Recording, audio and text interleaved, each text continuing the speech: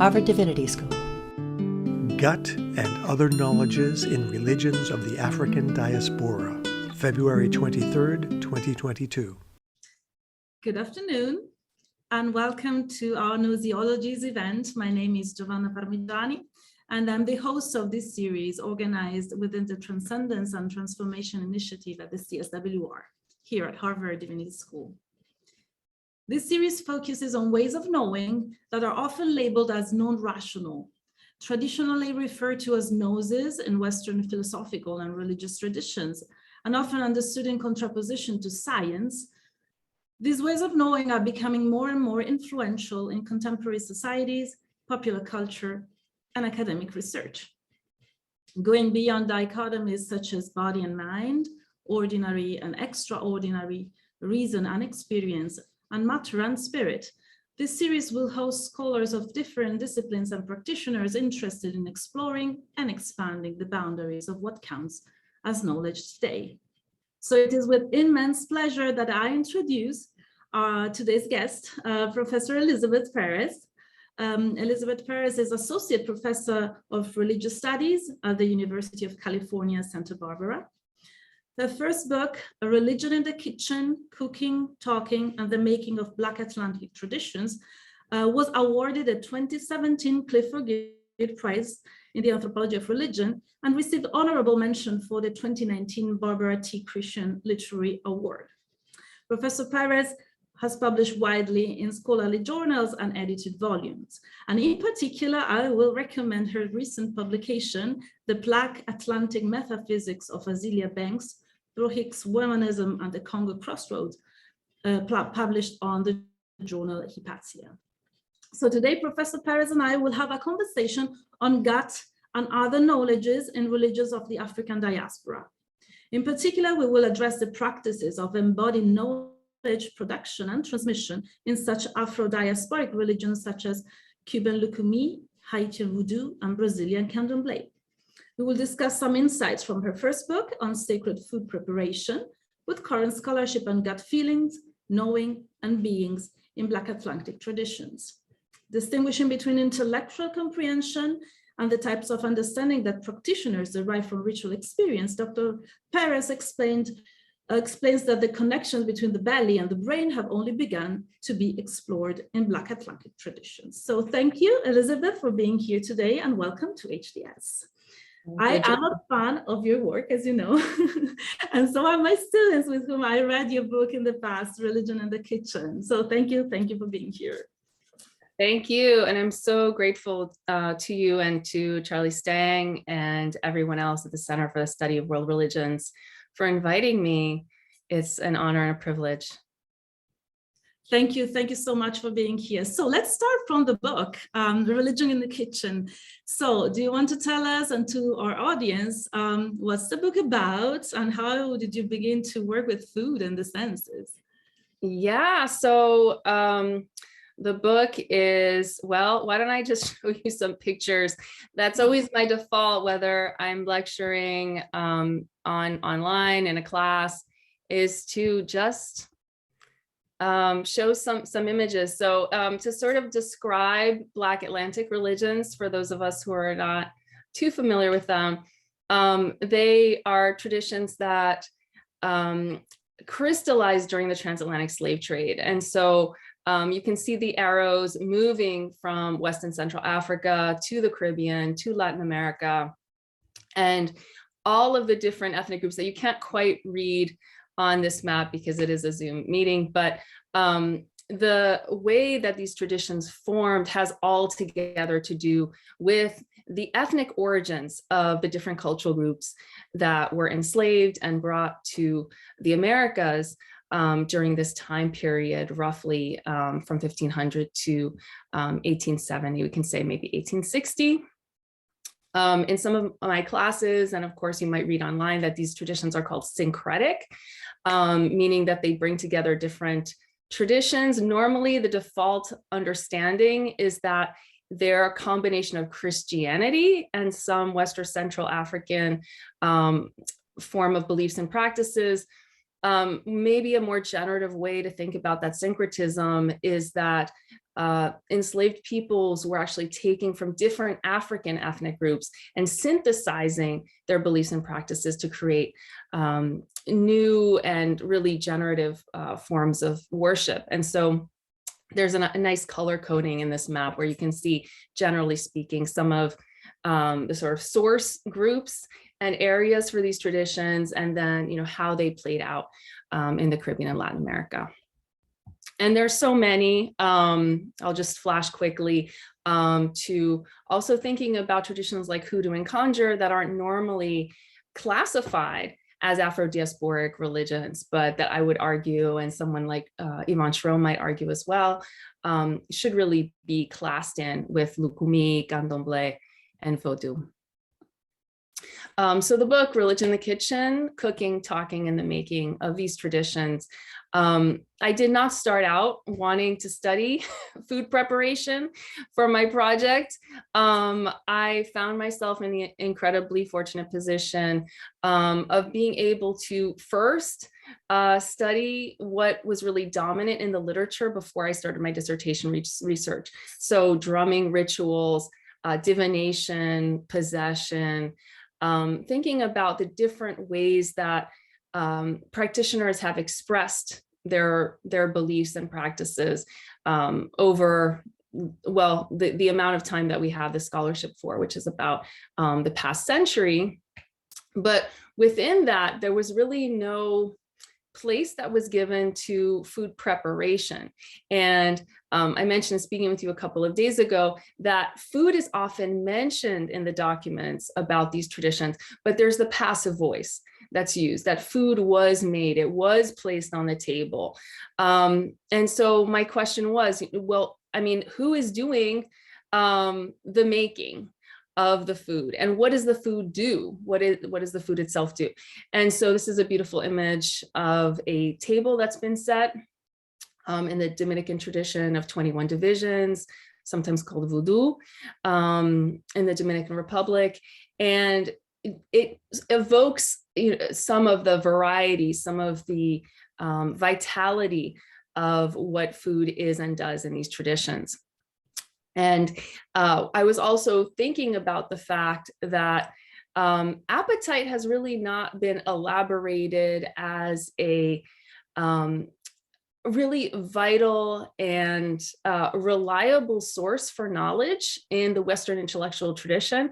Thanks to these gentlemen here, I've got Thomas Aquinas, Immanuel Kant, David Hume, and Hegel, whose writings may be familiar to the audience, associate appetite very much with the nether regions, judging for the most part that the appetite is a kind of primal or more primitive aspect of human experience, and that an encounter with food or an encounter with taste, it doesn't really allow for a kind of objective judgment about morality or aesthetics, because it is so subjective.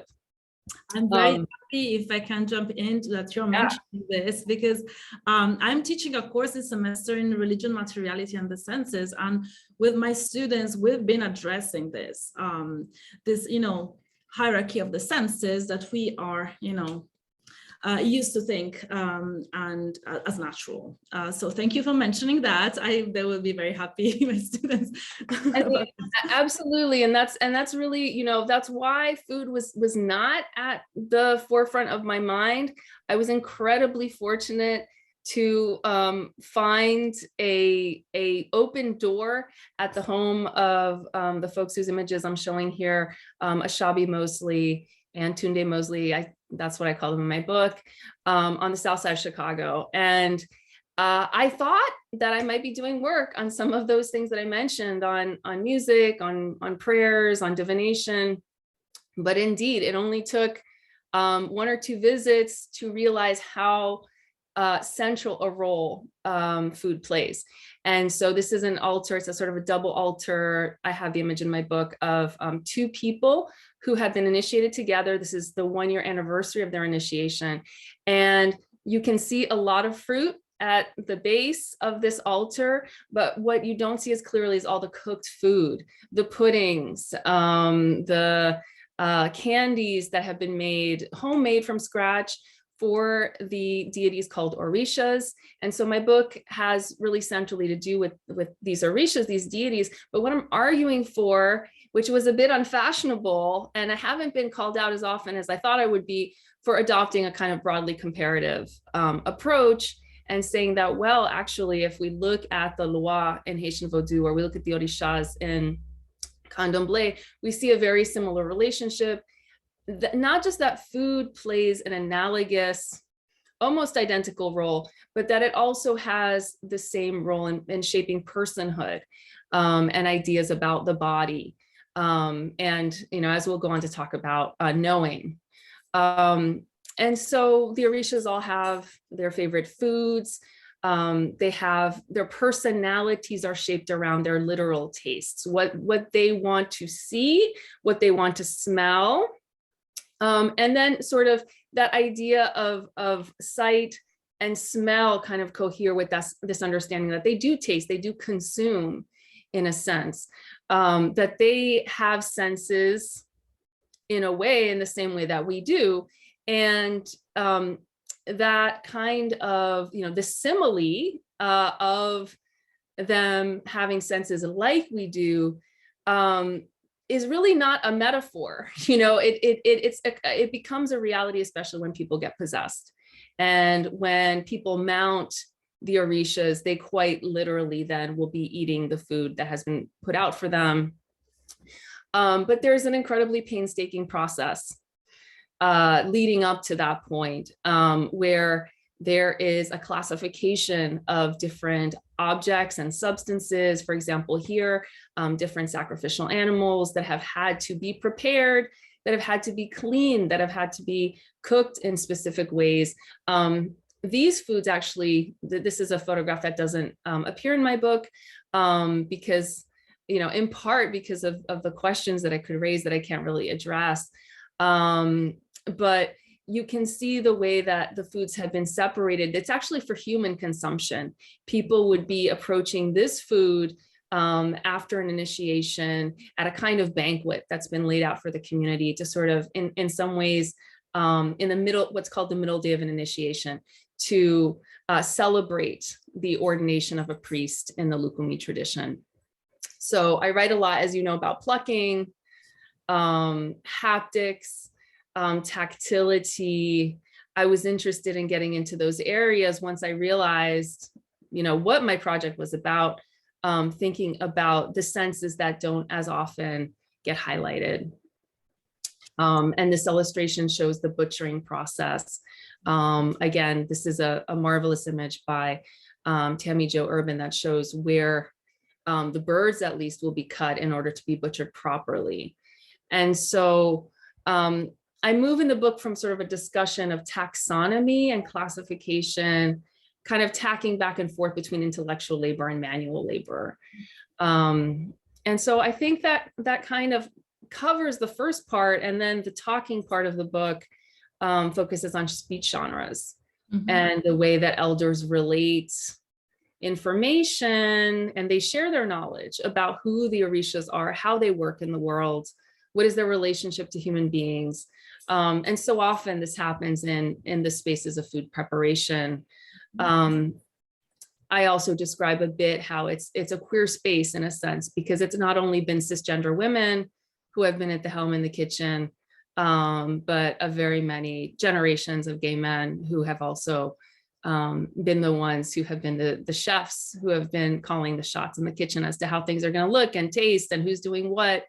And so I wanted to put a spotlight on them because they aren't really acknowledged as being that important.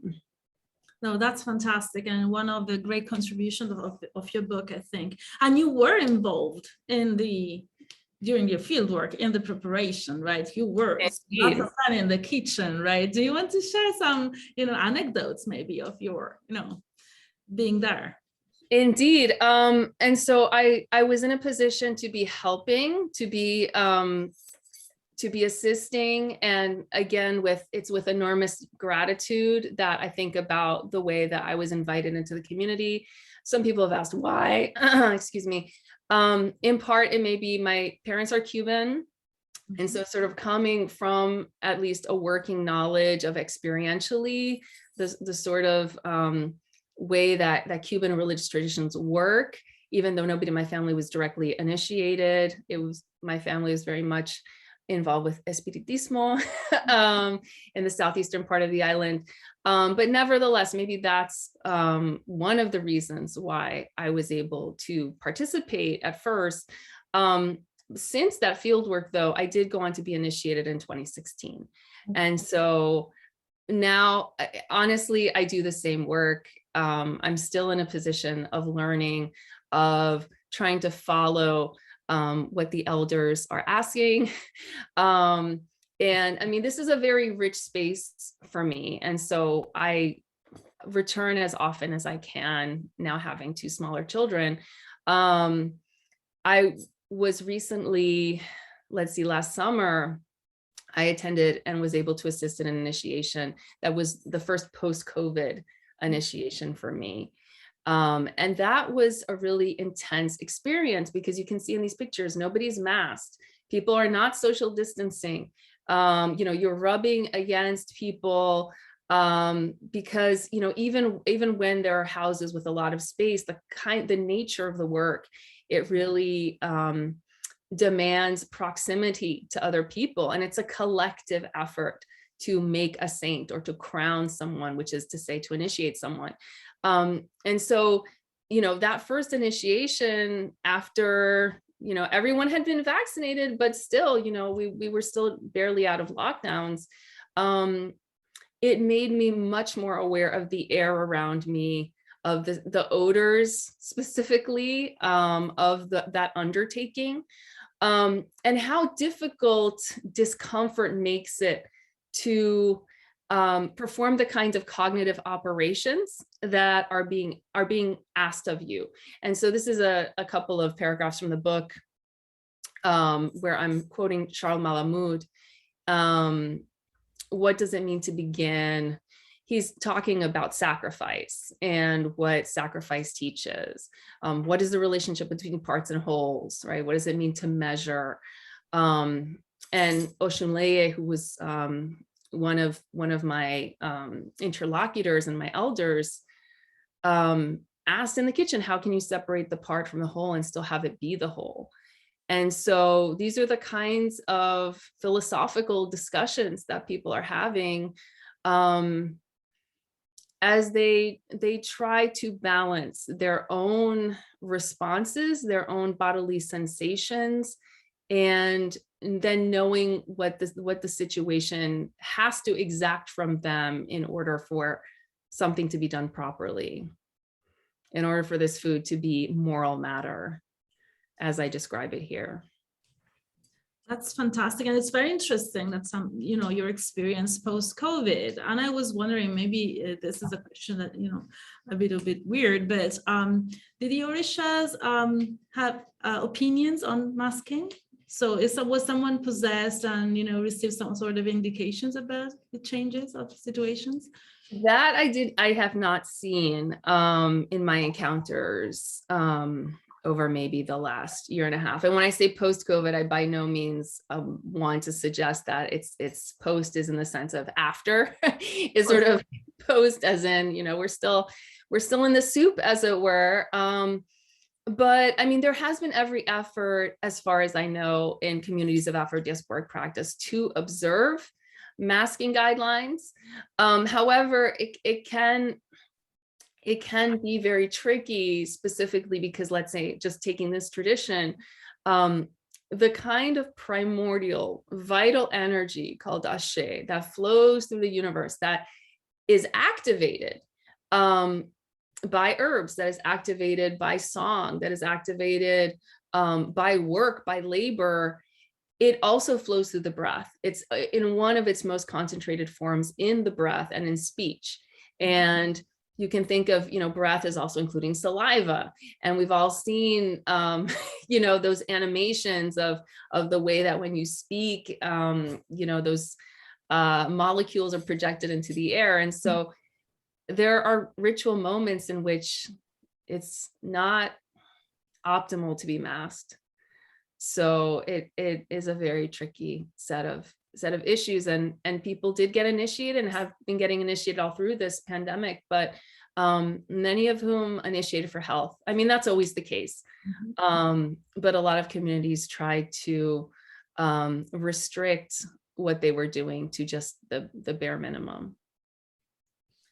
One of the things I find fascinating about how you describe being called in this book, in your book, is that you don't really have many options once you're called, right? So we just call you, and then you find yourself, right? And well, what I'm trying to think about, and that, I guess that ties in a little bit with sort of the subject matter for today, is that there is what I call an ethnosymptomatology that is involved in acquiring the interpretive frameworks that conduce to subjectification, that make you a religious subject. And what that means, the ethnosymptomatology piece, is about coming to understand your body as a medium, as media for the spirits to communicate with you.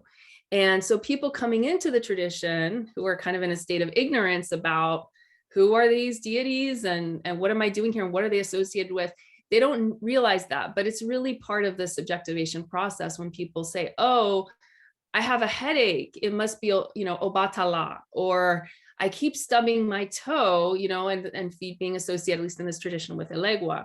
Well, it's that Elegua wants something from me, or my stomach associated with Oshun. And so there is a really indispensable role that the body plays in learning about the Orishas, because it's when people start to see their bodies as being subject to the dominion and to the governance and ownership of the spirits that they can say, oh, I've been called. I have a calling, I have a vocation that cannot be denied. That's fantastic. And I think it's a good transition to your actually current research, right? Because you seem to have transitioning from your first book to gut knowledge and to maybe a more prominent role of the body, also not only of human bodies in knowledge. Do you want to tell us a bit more about that? Yeah, absolutely. I was trying to remember when I started writing about gut feelings, and I think it was as the result of being invited for the 2018 American Anthropological Association meeting for a panel on social death and vital relations, and thinking about kind of theories of social death and what role kinship has played in the African diaspora, in particular in religions.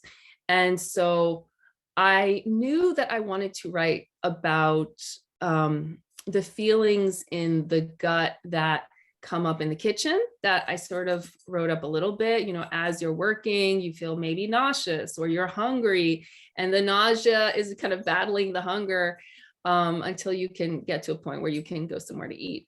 But then also I was thinking about the number of times that the stomach and the intestines are mentioned in divination verses, which was really something that I only realized after I myself was initiated, reflecting on divination verses that had come up for me, and wondering why have those not been theorized to a greater extent. And so I wrote a piece kind of tying gut feelings and reactions to feelings of kinship, and especially sort of that automatic sense of accountability that one has for members of religious communities as families.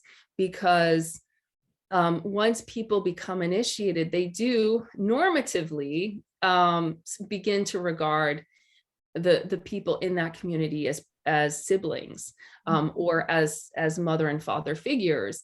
And I started to think about, the role that the gut has in creating that sense of bonding and affinity, to the extent that you would go to the ends of the earth for those people if they asked you to. You would, get on a plane and fly halfway around the country if they needed you. What is that about? How does that happen? It can't be purely cognitive, right? And so from gut feelings, I started thinking about the beings that are associated with the stomach and intestines, and just really the whole gastrointestinal tract in Afro-Diasporic religions. Often it's trickster spirits who have sort of control of the stomach. But, very often there's not a hard and fast distinction between those interoceptive sensations that we have, and they're not easily localizable. It's hard to say, are you having menstrual cramps or are you having stomach cramps, right? There's a kind of it's a zone of opacity where it's hard to know. And that's precisely, I think, why they come up so often in divination verses, is that people go to diviners because they can't put their finger on what's wrong.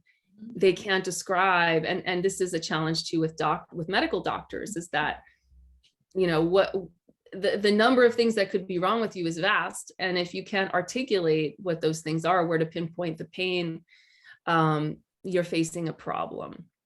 And so from gut feelings, there was sort of, a train of thought then, gut beings, thinking about the way also that Lucumí in particular locates its origins in the ancestors bringing some of their ritual sacra to Cuba in their stomachs.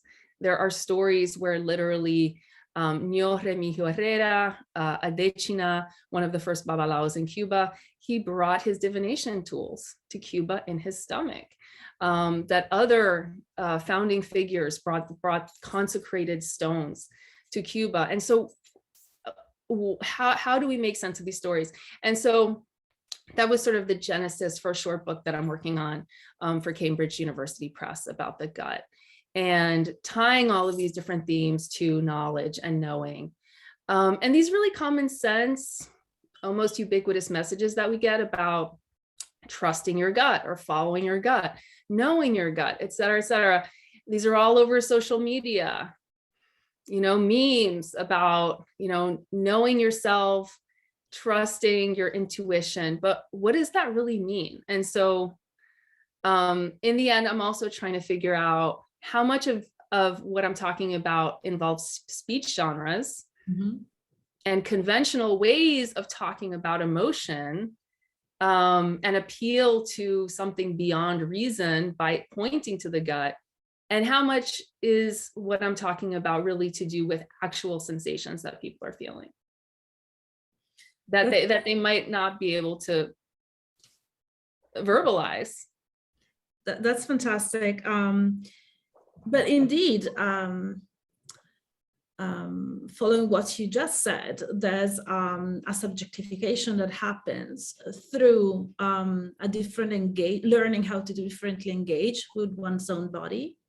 And so out of this, I have a couple of questions. One is more general. What do your informants interlocutors, let's say, think about what counts as knowledge?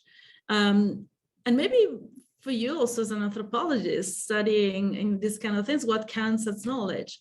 And also, that's a kind of personal, though, you can decide not to, to answer it if you want. If you don't want, did your research change the way you learn to engage with your body and with food personally?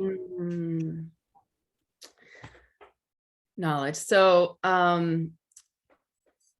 for many, I won't say all of my interlocutors, because we're getting into a very difficult area, right? Because as an ethnographer, you can only really know what people tell you, and what you can observe at firsthand. But there are different realms in which knowledge becomes a kind of salient concept. One of these realms was addressed by Diana de Espiritu Santo, who I believe spoke with you about Espiritismo. And so I've worked with this community that practices Espiritismo since, the genesis of my research. It is not that prominent in the book, but I have written about the way that knowledge in the spaces of spiritist ritual, for example, that knowledge is constructed collaboratively.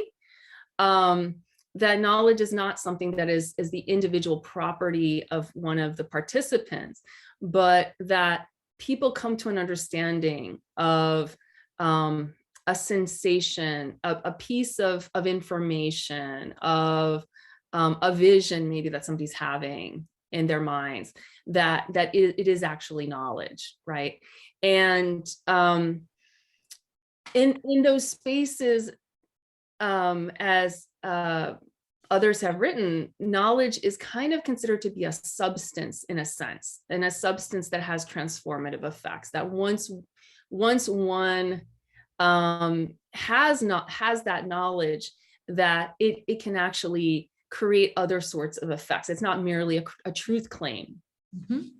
Now, on the other hand, if we're thinking about, for example, traditions like Haitian Vodou, the concept of connaissance, or knowledge in Lucumí, it's very different from, in the Western intellectual tradition, what we see as knowledge, which is novelty. Okay, for us to be knowledge producers in the corporate university, that means they're coming up with new ideas, they're coming up with new pathways. In Afro-Diasporic religions, knowledge is about ancestrality. It's about the connecting with the past. It's about knowing how to do things in the appropriate way, not necessarily knowing particular things. It's not propositional knowledge. And this is an important point, because these are not, I mentioned, quote unquote, beliefs and practices earlier, but these really are not traditions that have creeds.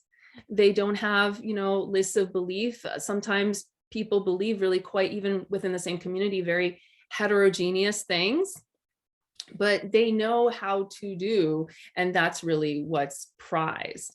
And so creating the type of body and providing the sort of corporeal experience is really necessary to be able to pass on knowledge to future generations. And so the sense of knowledge too, you can kind of get a sense of what that means by thinking about how elders are referred to, especially elders who have passed on. In Spanish, they're referred to as ciencias, that they are sciences. So people will sometimes mourn the death of someone by saying, que falleció una ciencia, like you've lost a science that was in the world. And, I don't want to get on a tangent about kind of shastric knowledge or other understandings of knowledge that are much more book-based. But I think you can understand that, in these communities, there's a combination of embodied knowledge, intellectual labor and comprehension, plus a lot of memorization that can be rote. Also, muscle memory is really important to thinking about what are the different aspects of knowledge. And divination verses are also full of musings about knowledge, about limitations to knowledge. Sometimes Shango will say, don't use the term I know, or like the phrase I know, because that will limit you intellectually. Just do not say that. It's said that nobody can know Oshun, the Orisha Oshun. So there's a way that there's a kind of reinforcement of putting, of being able to define knowledge, of being able to say that you grasp something, because that means that you have stopped striving to know more. That's fantastic. And I think there's a lesson to learn for us anthropologists and scholars here around what counts as knowledge for us today. There is, and you did ask about, sort of, for me as a ethnographer, what is knowledge? And honestly, I mean, I feel that it has to do really with data, with data collection and making an argument. So for me, as someone who's trying to make arguments in my work, I'm thinking about questions of evidentiality, of what can count as evidence, of what will be persuasive to my audience. I'm always thinking about rhetoric and rhetorical forms. And so, and it's not maybe a satisfying answer to those of us who think that knowledge, that there is an ultimate knowledge that is objective, that is neutral. I just don't buy into those notions. And absolutely, being in this kind of milieu has shaped me and how I think about what human beings are capable of, what I myself am capable of doing, and trying to not confuse being able to verbally articulate something with having a kind of gut knowledge, because those are very two different things. I think that this point about language is a very important one. We tend to associate knowledge with what is, linguistically, describable, and, the ineffable sounds a little bit, weird to us, but it's indeed a place of knowledge. And so I think this reminder, it's a very important one for us. Did it change somehow the way, after your initiation, the way you approach your own experience as a form of knowledge for your research? Yes. And how I would love to tell you, to be able to open that up a little bit more. I guess it increased my sense of responsibility and accountability to a particular, not just, the university or the academic community, but kind of relocating my primary responsibility in some ways, being to my elders and the community of my initiation. And in some ways, there's, in the book, I make it very clear, this is not being written by an initiated person. I have no authority. So take or leave. You can, if my arguments are convincing to you, that's fantastic. If not, there are a lot of other really wonderful books to read. And so at this point, I feel in a way that I would like to build, from a slightly different standpoint. But again, I'm still not in a position of authority. I still really am not calling the shots in any way, shape, or form. And I don't even think that's a humbling thing. I think that it's very special and a privileged position to be in, to be able to learn from the people in the spaces that give me access. No, that's fantastic. And as a scholar who as well decided to, join at least some of the practices that I encountered in my work after my field work, I do feel this dimension of the responsibility that comes with your positionality of having been granted such, important access to life worlds and experiences and lives that of my interlocutors. So I think it's very important to remind everybody that, inhabiting those spaces as an ethnographer is always a gift that we've been given. Yeah, I just wanted to add this. It is. And now that you mentioned positionality, I think it also ties into the data collection piece, in the sense that one's gender and sexual identity, one's racial and ethnic identity, your class position, it gives you affordances, it gives you entree into certain kinds of spaces and understandings, and it also limits. And I think it behooves us to understand that the author or the narrator, may be reliable and yet be missing a lot because of the spaces they're in. And so it's a challenge always to keep that at the forefront and to keep reminding the reader who, may be kind of swept along as you're telling the story, and maybe forgetting that, you're fallible, and that, if it were an African-American person doing this research, it would be different. If it were a Chinese-American person or a Chinese-Cuban person, that would be necessarily a different story and a different data set that you would come up with.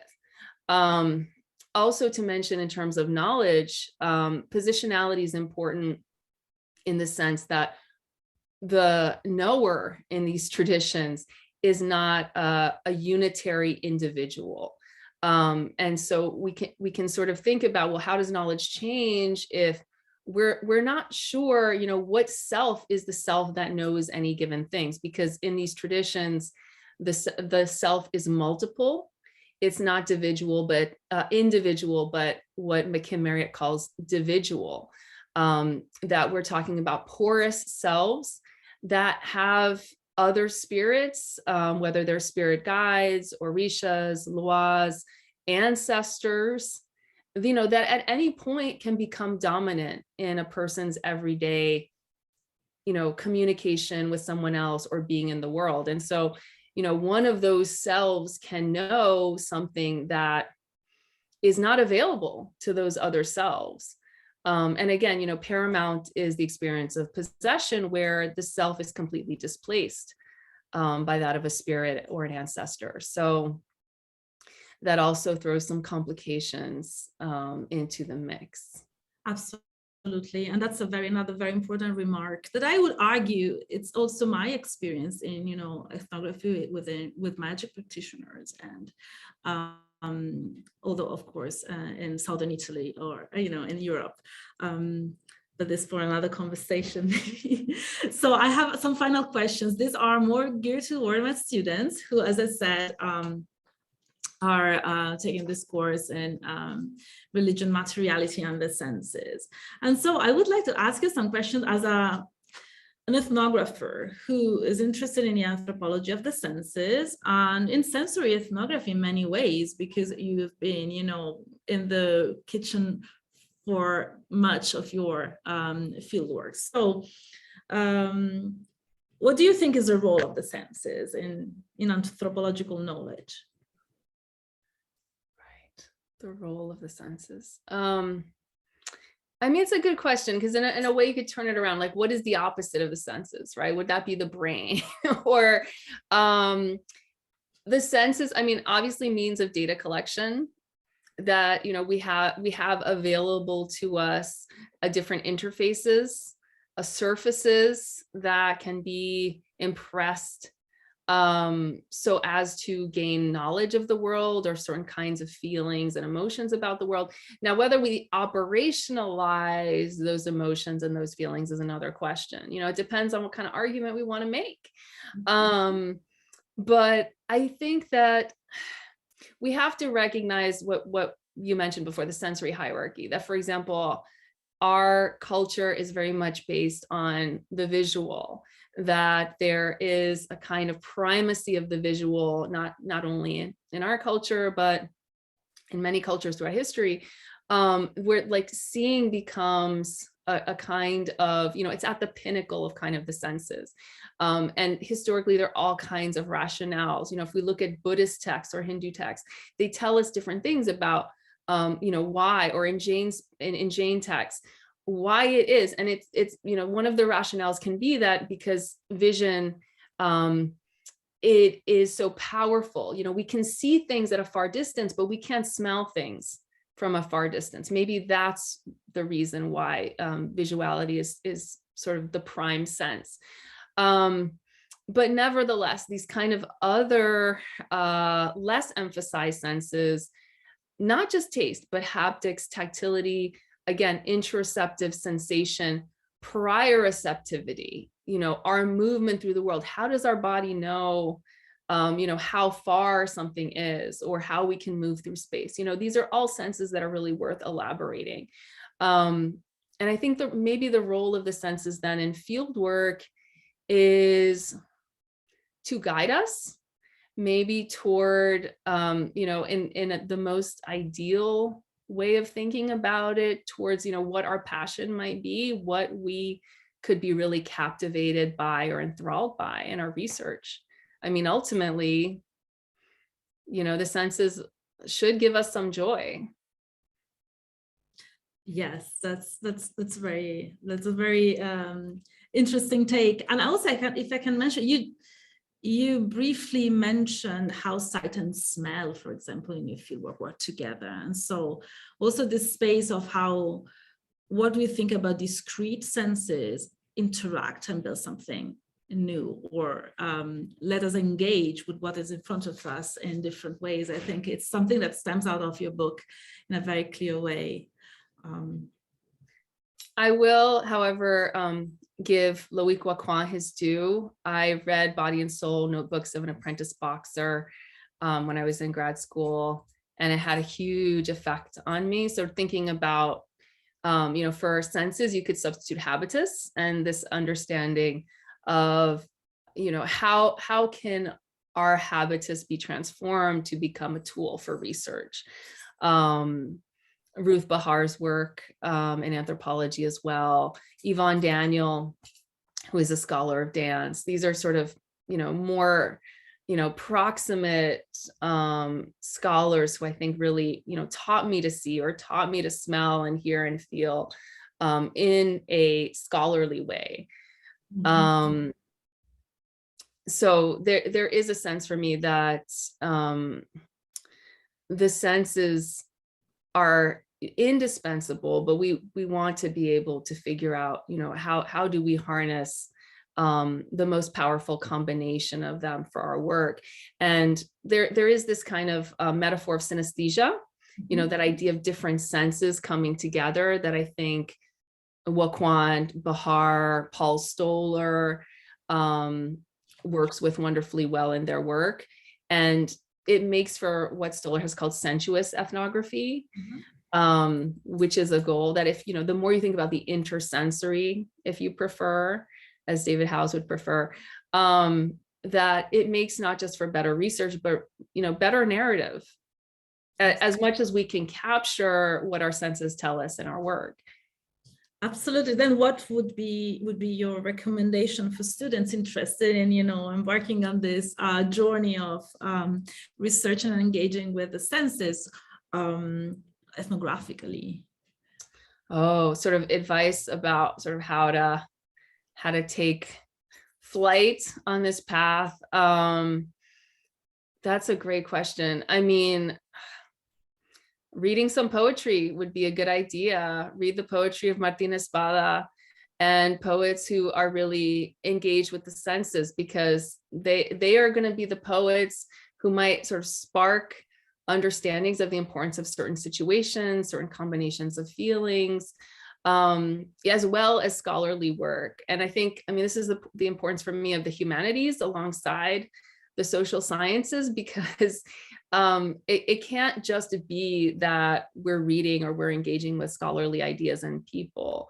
We have to somehow attend to, well, what are the artworks that provoke something in us? What is the writing that really brings us to life, that gives us a feeling of being alive? And if we've kind of been attentive, observant participants in our own lives, I think that will make us better scholars. I don't have that many novel recommendations in terms of who to read.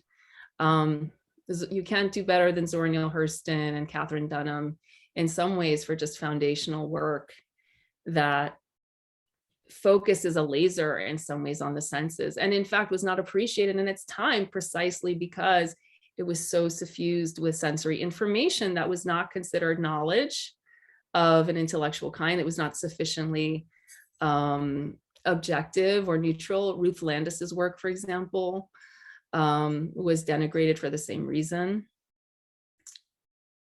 That's fantastic. I think, thank you so much for these indications. I think that many students will very much benefit from them. I want to ask a question from our audience today, and then I have a final one about your current and future research. So Olga E. Turcott asks, the idea of the banquet exists in almost all traditions across cultures and eras. So does the concept of fasting, which usually precedes the banquet. Can you please comment on these two, banquet and fast, within the context of the religions of the African diaspora? Thanks. Thanks. Ooh, yeah, so one of the books that was the work that was influential to me as a college student was Carolyn Walker Bynum's work, and Holy Feast, Holy Fast. And I kind of, maybe it was among the first work that I read that was both scholarly and historical, focused on gender and sexuality, and also so rich with description. And so, I mean, we can think about the way that food in a banquet is a symbol of plenitude, of abundance, of like the cornucopia, in some ways standing for plenty in a very general sense. And so, I mean, and that tracks through many different kinds of religious texts or, documentary texts, if we want to look at those texts as well. We always want to think about power, though. We want to think about gift exchange. For whom is the banquet being given? Whose tastes are being privileged, right? No banquet is going to have everything. And every banquet is going to be pitched to the taste of kind of like a particular imagined palate. And I think that's, where we can start kind of unpacking and thinking about power relations in these kinds of scenarios. That's quite obvious actually with fasting, right? Is that there is an imperative to withhold sustenance for a particular purpose. And often if, we unpick those purposes are going to be quite ideological, whether they result in the creation of kind of idealized body, in more secular kind of, spaces. Or if you think about the way that before initiation rituals, before the banquet that I was talking about on the middle day, you also have quite a bit of fasting going on by the person who's being initiated. Even you can think about when people are working in the kitchen, they are kind of having to fast a lot of the time. And, they're encouraged to eat. It's not the kind of fasting where, there's an active withholding of food. Folks are always saying, go eat something, eat something now because later you won't be able to, kind of a thing.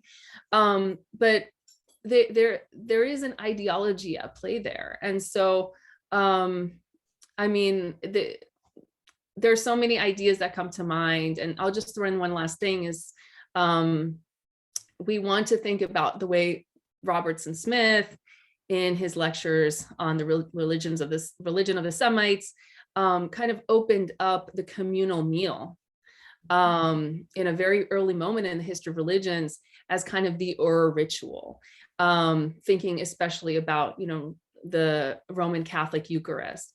And so this kind of Eucharistic banquet, this Eucharistic meal is at the basis of so many of our understandings of religion. That's very true. Thank you for this answer. My last question. So what are you currently working on beyond the work you mentioned on gut feel and gut knowledge? And yes, what's in your pipeline? What is in the pipeline? So I am hoping that the gut, a Black Atlantic elementary tract, will see publication at some point in this year, in the next couple of years. I am also, my next project sort of centrally involves Black and Latinx transgender religious practitioners. And I was fortunate enough to receive an NEH summer stipend this summer to kind of move that project a little bit further along, although I'm still doing a couple of interviews, and hopefully that will be the full length next monograph. And I would ask people to look out for, there's going to be a piece in the Imminent Frame online that kind of in some ways recapitulates the article about Azealia Banks that you mentioned, Harlem-born rapper and provocateurs, Azealia Banks, and kind of thinking about, who can be a philosopher, who can claim to be doing philosophy, and what kinds of predecessors we can think of Azealia Banks as having in her metaphysical speculations. That's fascinating and important work. So I'm looking forward to be able to reading it. And I think it's time to wrap up now. So I thank you very much, Elizabeth, for your participation and wonderful conversation. I will stay here for 3 hours talking with you, to be honest, but we have some time constraints. So so thank you very much for having been with us. And please stay tuned on the activities of the CSWR, the Transcendence and Transformation Initiative, and of Ethnosyologies. You all can find all this information on the CSWR website, including the registration link for our next Ethnosyologies event that will be a month from now on March 23rd. I will have a conversation with anthropologist Jack Hunter on para-anthropology, the anthropology of the paranormal. So thank you all for being with us and have a great rest of your day. Thank you so much, and see you soon. Thank you. Bye. Bye-bye. Appreciate it. Sponsor, Center for the Study of World Religions. Copyright 2022, the President and Fellows of Harvard College.